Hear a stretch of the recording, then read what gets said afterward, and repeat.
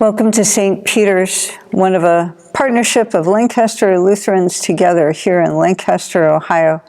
I'm Pastor Leslie, and I'm joining with my colleagues here in the month of December. We're talking about stories from the Bible that show us why Jesus came to us, to be with us. Why the color blue in Advent? Well, blue is a calming color.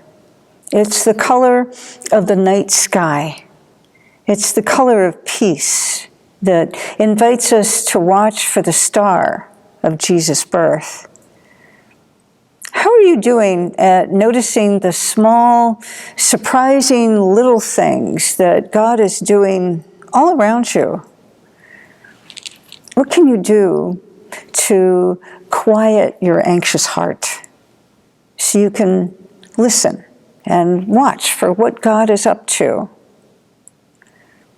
The Hebrew people, they had wandered in the wilderness for a long, long time until God brought them to the promised land, the homeland that they had waited to live in for a long time. And there they lived and they worked and they built the nation of Israel once they arrived in this promised land. And they worshiped God. Ruth lived in a country right next to Israel called Moab. And she married a man from Bethlehem in Israel. But they left Bethlehem during a terrible famine, and they returned to her homeland. And while they were there, tragically, Ruth's husband perished. And Ruth faced a hard choice. She could go back to her family and pretend to worship their gods there in Moab, or she could stay with her husband's mother, Naomi, and travel with her back to Bethlehem. Well, Ruth loved her mother-in-law, and she loved the God of Israel. So Ruth did what people of faith do. She looked with hope for the light. "I'll go with you, Naomi," said Ruth. "I'll go with you, and I'll love you, and I'll love your God and your people."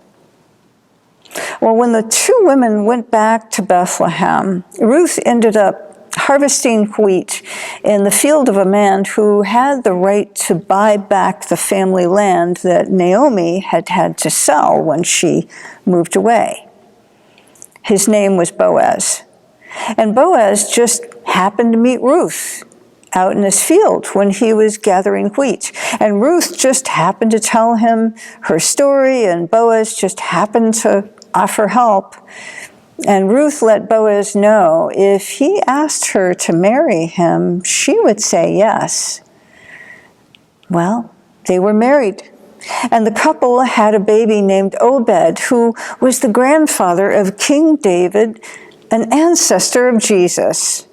Naomi was thrilled to become a grandmother, blessed beyond belief.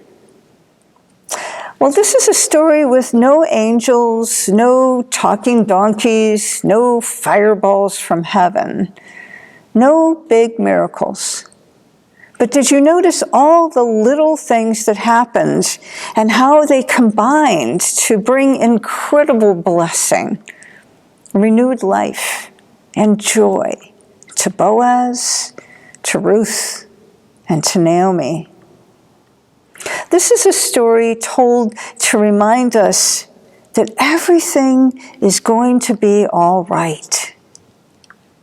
Because God is always, always at work for good through every little thing. There is never a night, never a darkness, when gifts and miracles and joy aren't coming right to you. This evening, turn off all the lights in the room except for the Christmas tree. And notice how the darkness makes the light seem even brighter. And after a prayer, Thank God for giving us the light who is Christ, who shines, especially in the darkness. Thanks be to God.